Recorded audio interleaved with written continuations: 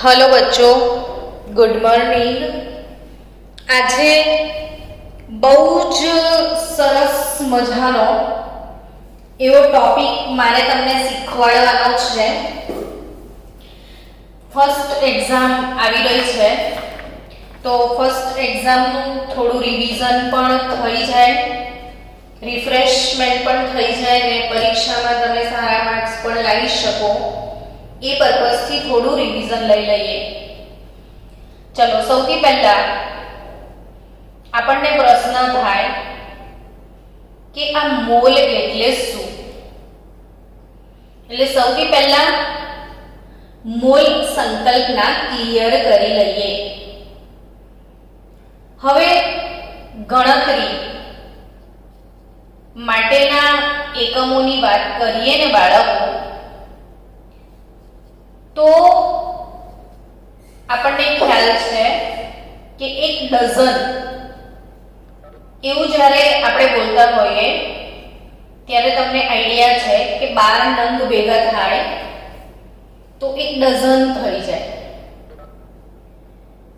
એક કોડી પતંગ લેવા જઈએ બજારમાં તો જ્યારે 20 નંગ ભેગા થાય તો એક કોડી બને। એમ એક ગ્રોસ એવું કહીએ તો કેટલા નંગ થાય? 144 નંગ થાય, બરાબર। હવે આ બધી વસ્તુ ખબર નહીં કેમ બાળકોને બહુ સહેલી લાગે છે। આપણે એમ કહીએ ને કે એક ડઝન એપલ લઈ આય તો 12 એપલ લઈ આવશે, પછી હું એવું કહું કે 5 ડઝન એપલ એટલે કેટલા, તો પ્રશ્ન પૂરો થાય ને એ પહેલા જવાબ આવી જાય કે 5 ડઝન એટલે 12 પંચાને 60 એપલ। બહુ જ સરળ લાગે, બહુ જ સરળ લાગે।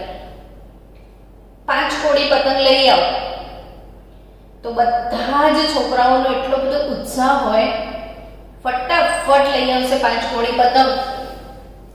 એમને ખબર બી છે કે 5 કોડી પતંગ એટલે કેટલા, તો આન્સર મળી જશે 20 નંગ, હે ને। તો એવો જ તો એકમ છે મોલ, કઈ અઘરી વાત તો છે નહીં। પણ જ્યારે મોલ કન્સેપ્ટ આવે ને ત્યારે છોકરાઓને એમ થાય કે બાપરે બહુ જ અઘરું છે, નથી આવડતો, બહુ અઘરો લાગે છે મોલ કન્સેપ્ટ। ખરેખર એમાં કોઈ દમ નથી। જેમ એક ડઝન એટલે 12 નંગ, એક કોડી એટલે 20 નંગ, એક ગ્રોસ એટલે 144 નંગ, એમ એક મોલ એટલે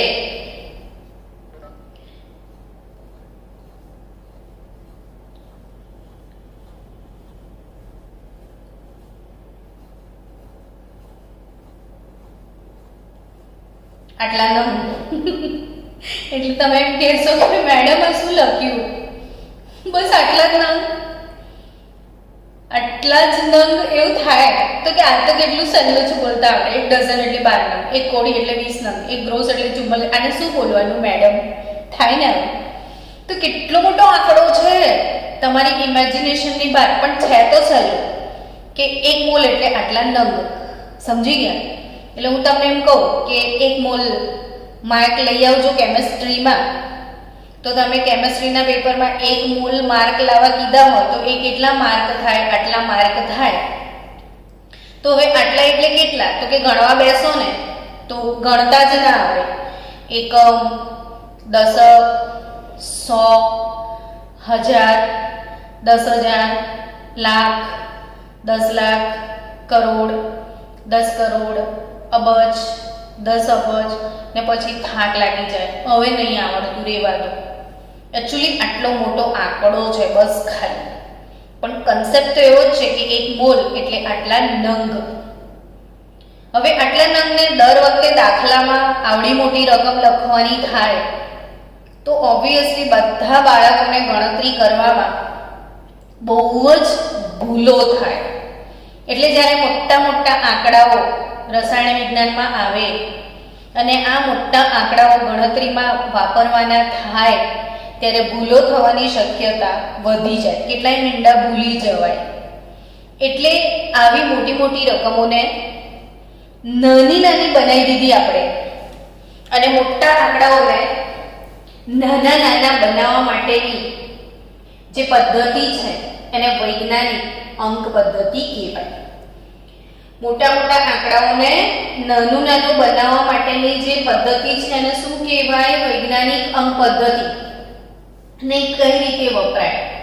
તો કે જો 1 2 3 4 5 6 7 8 9 10 11 12 13 14 15 16 17 18 19 20 21 22 23 આંકડા પછી આપણે અહીંયા જે પોઈન્ટ મૂકેલો હોય, જ્યાં રકમ પૂરી થાય ત્યાં પોઈન્ટ હોય, એ પોઈન્ટ આપણે 23 સ્થળ આગળ ખસેડ્યો, 23 ડિજિટ આગળ શિફ્ટ કર્યો એટલે 6.022.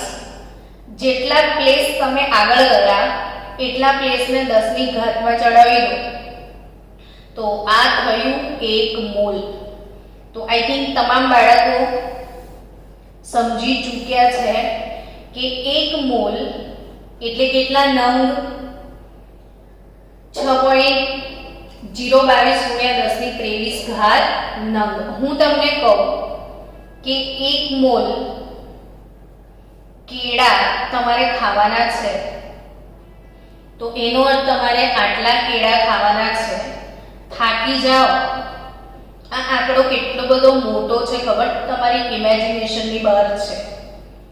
બાળકો આને ગણવા બેસીએ ને આપણે તો આખી દુનિયામાં અત્યારે જેટલા માણસો છે આ બધા માણસોને એક લાઈનમાં ઊભા રાખો ને 1 2 3 4 એટલે ગણવાનું શરૂ કરીએ તો એને ગણતા 11 વર્ષ લાગે. સમજ્યા તમે? એટલે ઇટ્સ ટુ મચ બિગ. આ નંબર છે એટલે મોલ કશું નથી. મોલ એક સંખ્યા છે. મોલ કશું જ નથી. મોલ શું છે? એ સંખ્યા છે. અને આ જે મોલ છે એ મોલની ગણતરી કેવી રીતે થઈ? તમને કોઈ પૂછે ને કે 1 મોલ ઓક્સિજન અણુ તો કેટલા અણુ થાય? તો કે 6.022 ગુણ્યા 10 ની 23 ઘાત ઓક્સિજનના અણુ. આવું કહેવાય. હવે કોઈ એમ કે અચ્છા આ જે આંકડો છે એ આંકડાને એવોગેડ્રો નંબર કહેવામાં આવે છે. આ આંકડાને શું કહેવામાં આવે છે? એવોગેડ્રો આંક Na કહેવાય. હવે કોઈ એમ કે 5 મોલ O2 અણુ તો કેટલું સહેલું થઈ ગયું? 1 ડઝન એપલ 12 નંગ તો 5 ડઝન હોય તો કેટલા નંગ? તો 12 ગુણ્યા 5 જેટલા થાય હે ને? તો 1 મોલ એટલે આટલા તો 5 મોલ એટલે કેટલા થાય ને? આવો પ્રશ્ન. તો 5 ગુણ્યા 6.022 ગુણ્યા 10 ની 23 ઘાત અર્થાત આ આંકડાને આપણે એને કહીએ તો 5 Na જેટલા થાય.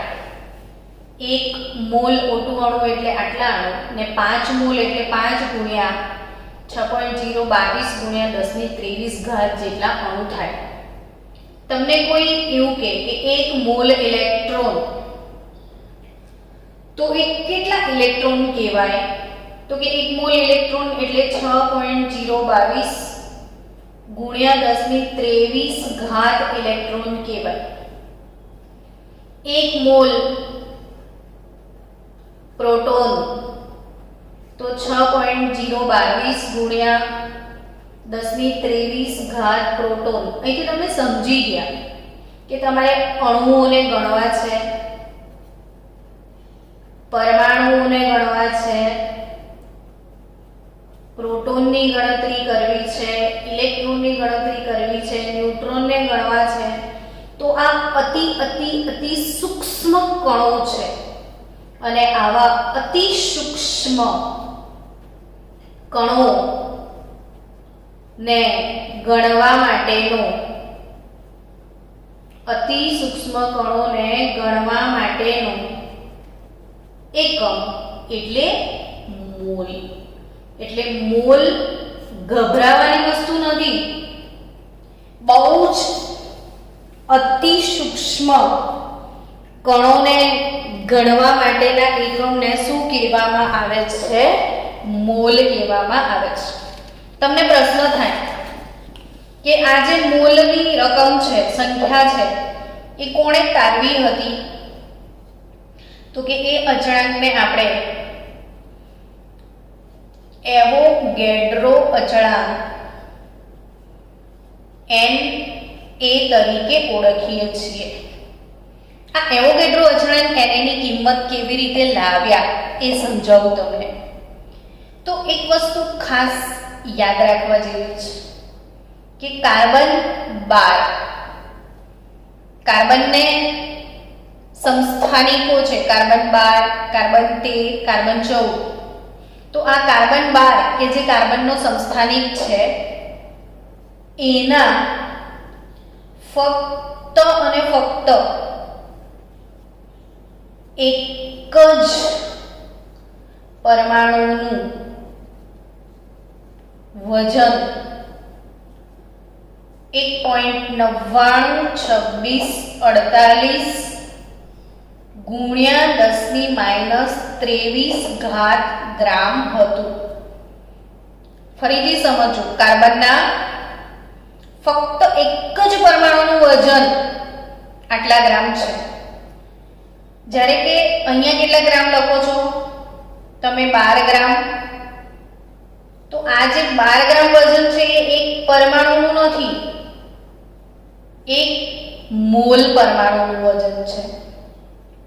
આ તો એટલા સૂક્ષ્મથી સૂક્ષ્મ છે કે કોઈ દિવસ જોવાતા જ નથી.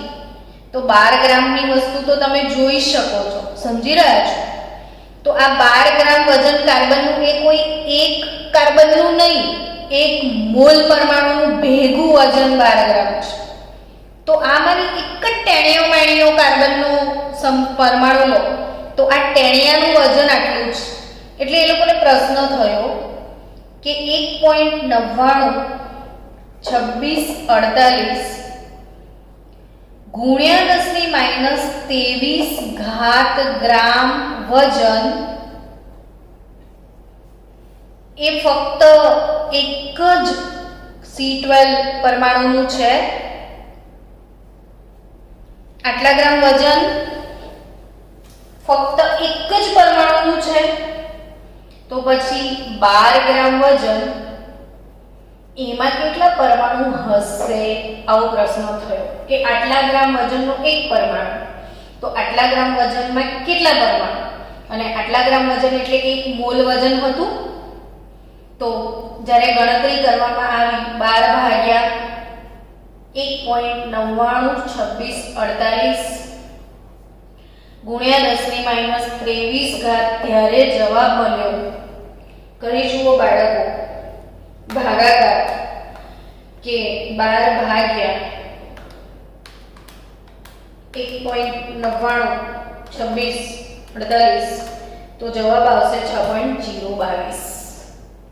6.022 ગુણ્યા 10⁻23 ઉપર આવે તો 10⁻23 ને 12 ગ્રામ વજન એટલે કેટલું હતું? 1 મોલ. અને આના પરથી આ લોકોને આઈડિયા આવ્યો કે 1 મોલ એટલે આટલા અણુ અથવા પરમાણુ અથવા આયન અથવા ઇલેક્ટ્રોન અથવા પ્રોટોન, ટેણિયામેણીનો કોઈ પણ કણ આટલો હોય તો આ એક મોલ સંકલ્પના છે. હવે આ મોલ સંકલ્પના સાથે સાથે અગત્યની કેટલીક વાતો જે તમારે યાદ રાખવાની છે સમજાવું કે એક વસ્તુ હંમેશા યાદ રાખજો કે આ એક મોલ જે દ્રવ્યનો જથ્થો હોય, એક મોલ, SI એકમ પદ્ધતિમાં તમને ખ્યાલ છે કે દ્રવ્યના જથ્થાનો જે એકમ છે, દ્રવ્યના જથ્થાનો એકમ શું છે? ખ્યાલ છે તમને? મોલ છે.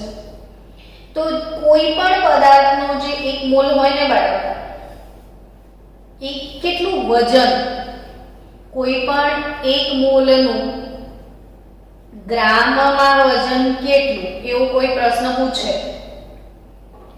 જેમ કે તમે હમણાં સલ્ફ્યુરિક એસિડના 1 મોલનું વજન લાયા હશો. જે બાળકોને આણ્વીય દળ શોધતા નથી આવડતું એમને શીખવાડો કે આ H2SO4 માં 2 મોલ હાઇડ્રોજનના પરમાણુ છે. સમજો, 2 મોલ હાઇડ્રોજન પરમાણુ છે, 1 મોલ આમાં સલ્ફર પરમાણુ છે ને 4 મોલ આમાં ઓક્સિજનના પરમાણુ છે. H2SO4 અણુ કહેવાય, અણુ. તો H2SO4 જે અણુ છે, 1 મોલ સલ્ફ્યુરિક એસિડના અણુ બને કઈ રીતે? તો 2 મોલ હાઇડ્રોજનના પરમાણુથી, 1 મોલ સલ્ફરના પરમાણુ હોય અને 4 મોલ અંદર ઓક્સિજનના પરમાણુ હોય. આનો અર્થ એવો થાય કે 2 કૌંસમાં હાઇડ્રોજનનો પરમાણ્વીય દળ, સલ્ફરનો પરમાણ્વીય દળ ને 4 કૌંસમાં ઓક્સિજનનો પરમાણ્વીય દળ. તો હાઇડ્રોજનનું પરમાણ્વીય દળ 1 ગ્રામ પર મોલ હોય છે, સલ્ફરનું 32 હોય અને ઓક્સિજનનું 16 હોય છે. તો 16 ચોક 64 32 2 કરશો તો 98 ગ્રામ ને પાછળ તમે એકમ લખો છો પ્રતિ મોલ. તો આનો અર્થ શું થયો બાળકો? પ્રતિ મોલ એટલે 1 મોલ H2SO4 હોય, 1 મોલ H2SO4 હોય તો 1 મોલ સલ્ફ્યુરિક એસિડનું ગ્રામમાં વજન એના આણ્વીય દળ જેટલું થાય. 1 મોલ HNO3 તો એનું વજન તમારે આવ્યું હશે 63.5 ગ્રામ. 1 મોલ HCl તો એનું વજન આવ્યું હશે 36.5 ગ્રામ. 1 મોલ NaOH તો તમારો જવાબ આવ્યો હશે 40 ગ્રામ. 1 મોલ KOH તો જવાબ આવ્યો હશે 56 ગ્રામ.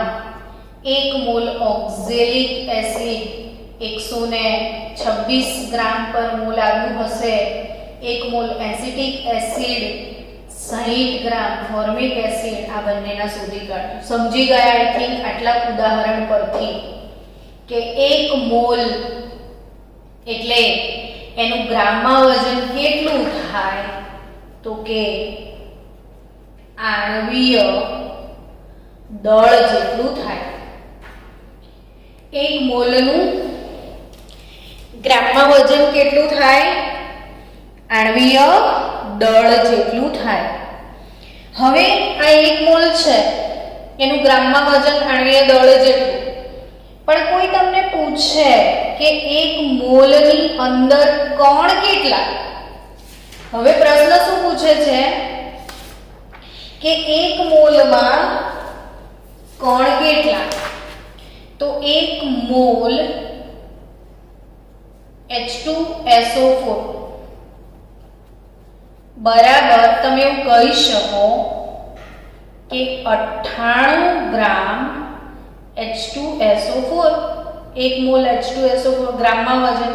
પણ એમાં 1 મોલ આમે એક પાત્રમાં 1 મોલ H2SO4 ભર્યો છે, બરાબર?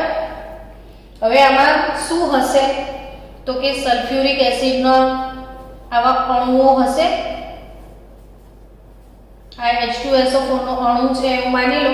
તો આવા કેટલા અણુ હશે એમ? તો કેટલા અણુ હશે એમ કોઈ પૂછે 1 મોલમાં? તો 6.022 ગુણ્યા 1023 અણુ 98 ગ્રામમાં હાજર હશે, 1 મોલમાં હાજર હશે, આવું કહેવાય. તો 1 મોલમાં કણોની સંખ્યા કેટલી? તો 6.022 ગુણ્યા 1023 જેટલી થાય. કોઈ પૂછે આણ્વીય દળ જેટલા વજનમાં અણુની સંખ્યા કેટલી, તો કે આટલી. આટલા અણુઓનું આણ્વીય દળ કેટલું, તો કે આટલું આણ્વીય દળ જેટલું. આટલા કણ હોય તો 1 મોલ કહેવાય. આણ્વીય દળને 1 મોલ કહેવાય. પણ કોઈ પ્રશ્ન પૂછે કે 1 મોલ, સપોઝ આ 1 મોલ ઓક્સિજન વાયુ છે, તો આખા ગામને ખબર છે છોકરાઓ કે વાયુ જે છે ને એ તો ફેલાઈ જાય. વાયુ જે છે એ તો ફેલાઈ જાય. હવે આ પાત્રમાં તમે 1 મોલ ઓક્સિજન વાયુ ભરો છો તો એ ફેલાય અને જે જગ્યા રોકે, ફેલાઈને જે જગ્યા રોકે એને શું કહેવાય, કદ કહેવાય. ને 1 મોલ વાયુ, 1 મોલ વાયુ કેટલું કદ રોકે, તો હંમેશા 22.4 લીટર જેટલું કદ રોકે. 22.4 લીટર એટલે આટલા કણ, 22.4 લીટર એટલે આણ્વીય દળ જેટલું વજન, 22.4 લીટર એટલે 1 મોલ કહેવાય. 1 મોલ એટલે 22.4 લીટર. આ બધા સંબંધો એકબીજામાં સમાઈ ગયા છે. આ તમામ સંબંધો એકબીજા સાથે સંલગ્ન છે. ટૂંકમાં તમારે 1 મોલ આણ્વીય દળ, 22.4 લીટર અને આટલા કણ, આવું યાદ રાખવું પડે. તો હવે બાળકો, મોલ કઈ રીતે શોધી શકાય? તમને મોલ ગણવાના દાખલા આપ્યા હોય તો મોલ કેવી રીતે શોધી શકાય? તો મોલ શોધવાના સૂત્ર હંમેશા યાદ રાખવાના કે મોલ, એને આપણે સંજ્ઞા આપી છે નાનકડો n. મોલ એટલે જો વજન આપ્યું હોય તો આણ્વીય દળ વડે ભાગવાનું. જો વજન આપ્યું હોય તો શેના વડે ભાગશો? આણ્વીય દળ વડે. તમને હવે દાખલા તરીકે, ઉદાહરણ તરીકે શીખવાડો. તમને એવું કહેવામાં આવે કે 220 ગ્રામ CO2, 450 ગ્રામ H2SO4, 340 ગ્રામ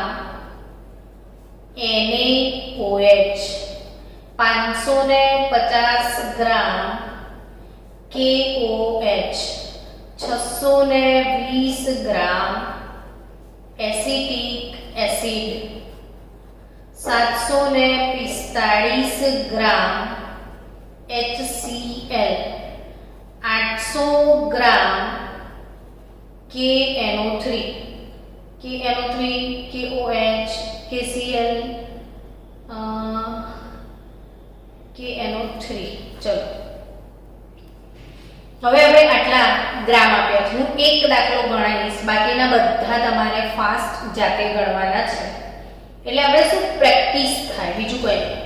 હવે 220 ગ્રામ એનો આપણે રકમ બનાવી દઈએ કે નીચેના પદાર્થોના મોલ શોધો. નીચેના પદાર્થોના શું શોધો? મોલ. 220 ગ્રામ કાર્બન ડાયોક્સાઇડના મોલ કેટલા થાય? તો કે વજન છેદમાં આણ્વીય દળ. વજન કેટલું આપ્યું છે કહો મને, ચલો આન્સર આપો. તો આપેલું વજન 220 ગ્રામ છે. હવે આણ્વીય દળ CO2 નું આણ્વીય દળ M, કેપિટલ M કેટલું થાય? તો C વત્તા 2 ઓક્સિજન. કાર્બનનું 12 ને ઓક્સિજનનું 16, તો 16 દુ 32 ને 12, 44 ગ્રામ પ્રતિ મોલ થાય. એટલે વજન 220 ગ્રામ, આનો આણ્વીય દળ 44 ગ્રામ, તો એના મોલ કેટલા થશે? તો 220 ભાગ્યા 44 બરાબર 5 મોલ તમારો જવાબ આવશે. તો બાળકો એક કામ કરો, આ બધાના આણ્વીય દળ તમે હમણાં જ શોધ્યા હતા, તો મને આ જેટલા પદાર્થો છે એ બધાના મોલ શોધીને આપો. જલ્દીથી આપણે શરૂ કરીએ. તમને ઓલમોસ્ટ બાકીના બધાના મૂળ શોધતા આવડી ગયા છે. તમે સરસ મજાના જવાબ પણ આપ્યા છે. સલ્ફ્યુરિક એસિડના મોલ, તો એનું વજન 450 ગ્રામ, એનો આણ્વીય દળ 98 ગ્રામ. આના મોલ કઈ રીતે નીકળશે? 340 ગ્રામ વજન ભાગ્યા એનો આણ્વીય દળ 40 ગ્રામ. આના મોલ તો કે હા આના મોલ 620 ભાગ્યા 60. આના મોલ 745 ભાગ્યા 36.5 ને આના મોલ 800 ભાગ્યા એનો આણ્વીય દળ શોધી કાઢજો. પોટેશિયમનો 39, નાઇટ્રોજનનો 14 અને ઓક્સિજનનો 16, પણ 16 તારીખ 48, એટલે 48 વત્તા 14 પ્લસ 39, તો એનું 101 આણ્વીય દળ આવશે. કદાચ 9 ને 4 13 ને 8, તો 101. તો તમામના મોલ તમને મળી જશે. તો મોલની ગણતરી કેટલી સહેલી છે જોઈ બાળકો. તો મોલ કઈ રીતે શોધવાનો? તો કે વજન છેદમાં આણ્વીય દળ ને 1 2 3 4 5 6 ને 7 દાખલા પ્રેક્ટિસ કરી હોય ને પછી બી ના આવડે તો આપણે ગાંડા માણસ કહેવાઈએ. ચલો નેક્સ્ટ હવે મોલની ગણતરી કરતા શીખીએ બીજી રીતે. ચલો બાળકો, હવે આપણે મોલ બીજી રીતે શોધતા શીખીએ. જો તમને ગ્રામમાં વજન ના આપ્યું હોય અને અણુની સંખ્યા આપી હોય,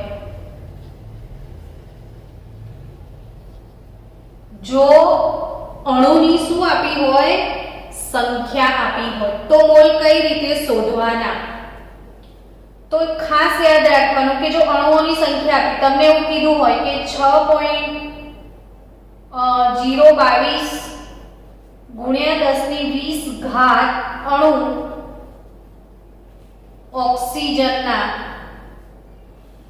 તો કેટલા મોલ કહેવાય? આવો પ્રશ્ન પૂછ્યો છે કે અણુની સંખ્યા પરથી મોલ શોધવાના છે. તો એ કઈ રીતે શોધી શકાય? તો ખાસ યાદ રાખો કે 6.022 ગુણ્યા 10 6.022 ગુણ્યા 10 અણુ ઓક્સિજનના હોય તો એને 1 મોલ કહેવાય. આવું તો આપણે બધા મનથી સમજીએ છીએ કે આટલા અણુ તો 1 મોલ કહેવાય. તો આટલા અણુ હોય 10 તો કેટલા મોલ કહેવાય? કેટલું નાના બાળકા જેવો પ્રશ્ન છે ને, 5, 6, 7 વાળા પણ સોલ્વ કરી લે કે આટલા અણુ હોય તો 1 મોલ કહેવાય. તો આટલા અણુ હોય તો કેટલા મોલ કહેવાય? તો 1 ગુણ્યા 6.022 ગુણ્યા 10 ભાગ્યા 6.022 ગુણ્યા 10 એટલે આ કટ થઈ ગયું. તો 10 છેદમાં 10 તમને ખબર છે કે આ ઘાત ઉપર આવે, ટૂંકમાં ભાગાકાર હોય તો ઘાતની બાદબાકી થાય, એટલે 20 - 23, તો 10 મોલ આવો જવાબ આવે. એટલે આના પરથી શું શીખ્યા? તો કે આ એવોગાડ્રો આંક એને જે છે અણુની સંખ્યા ભાગ્યા એને કર્યું તો મળી જાય મોલ. એટલે આ હિસાબથી મોલ શોધવાનું સીધું સૂત્ર યાદ રાખવાનું કે મોલ કઈ રીતે મળે? તો અણુની જે સંખ્યા આપી હોય એને એવોગાડ્રો આંક વડે ભાગી દેવાનું. હવે ધારો કે કોઈ પૂછે કે 3.011 ગુણ્યા 10 અણુ બરાબર ખાલી જગ્યા મોલ, આવો પ્રશ્ન પૂછાય તો કઈ રીતે શોધશો? તો કે મોલ બરાબર અણુની સંખ્યા 3.011 ગુણ્યા 10⁻20 ભાગ્યા એવોગેડ્રો આંક એને, અને એને એટલે કેટલા? તો કે 6.022 ગુણ્યા 10⁻23. હવે શું કરશો તમે? તો કે સિમ્પલ 3.011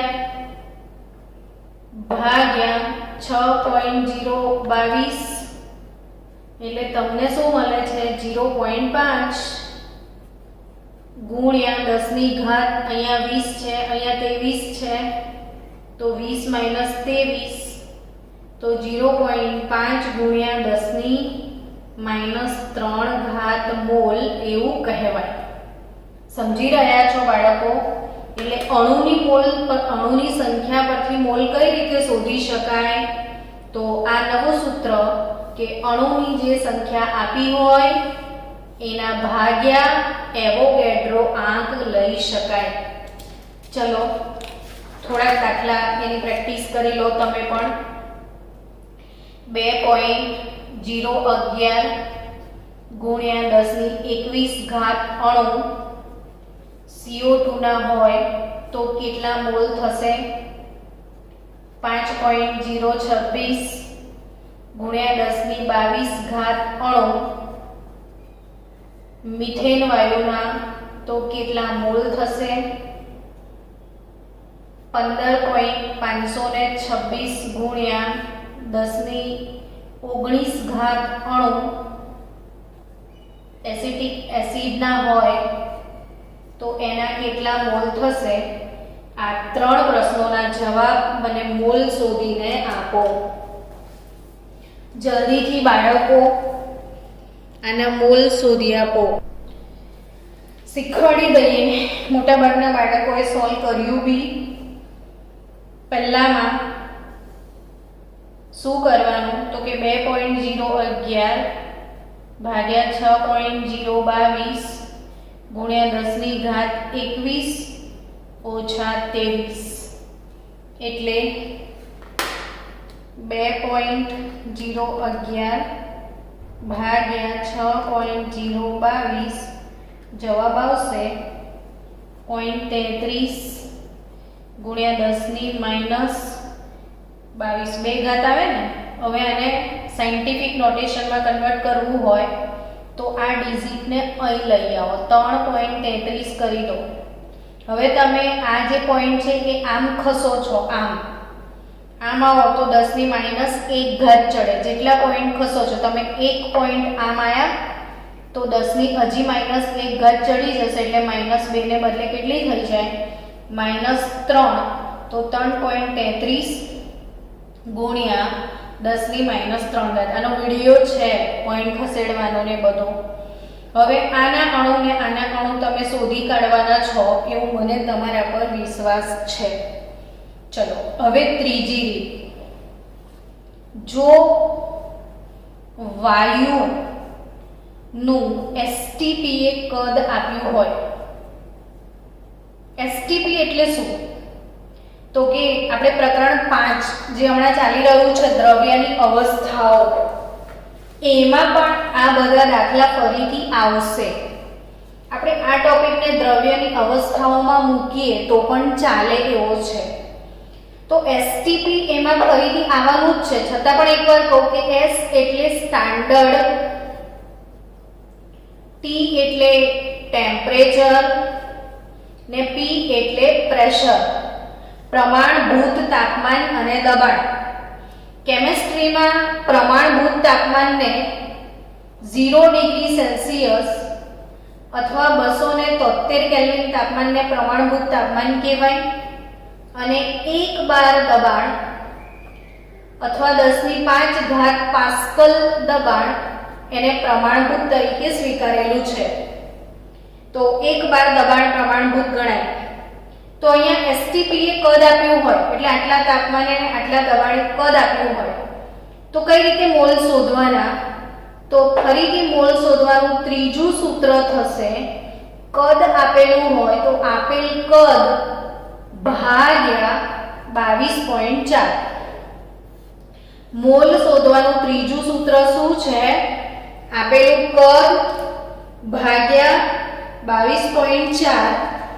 તો બચ્ચાઓ તમને એવું કીધું હોય કે STP એ 5 લીટર ઓક્સિજનના મોલ કેટલા થાય? તો 5 લીટર ઓક્સિજન એટલે કેટલા મોલ? તો એના મોલ શોધવાના હોય તો કદ V 5 લીટર આપ્યું છે ભાગ્યા 22.4 કરી દો. તો 5 ભાગ્યા 22.4 એટલે તમને 223 લીટર આન્સર 223 મોલ આન્સર મળશે. એટલે હવે ફરીથી ત્રીજી વાત કઈ રીતે મોલ શોધો હું તમને કદ આપું છું. 11.2 litre carbon dioxide, 5.4 litre carbon monoxide, 8.9 litre nitrogen, 25 litre hydrogen, 22.5 litre oxygen. તો આટલા લીટર STP એ કદ આપેલા છે. તમારે શું શોધવાના છે? મોલ. તો મોલ શોધવાનું ત્રીજું સૂત્ર બી આવડી ગયું. કદ છેદમાં 22.4 લીટર. અલ્ટિમેટલી મોલ શોધવાના 3 સૂત્રો શીખ્યા. વજન આપ્યું હોય તો આણ્વીય દળ વડે ભાગવાનું. જો કદ આપ્યું હોય તો 22.4 લીટર વડે ભાગવાનું. અને જો અણુની સંખ્યા આપી હોય તો એવોગાડ્રો આંક વડે ભાગવાનું. તો આ રીતે મોલ શોધી શકાય. 11.2 લીટર CO2 ના મોલ કેટલા? તો કે કદ કેટલું આપ્યું છે? 11.2 ભાગ્યા 22.4 1/2 એટલે 0.5 મોલ. તો આઈ થિંક હવે તમને કન્સેપ્ટ ક્લિયર છે કે કદ આપ્યું હોય તો મોલ કઈ રીતે શોધવાના. તો ફાસ્ટ આટલા મોલ શોધી કાઢો.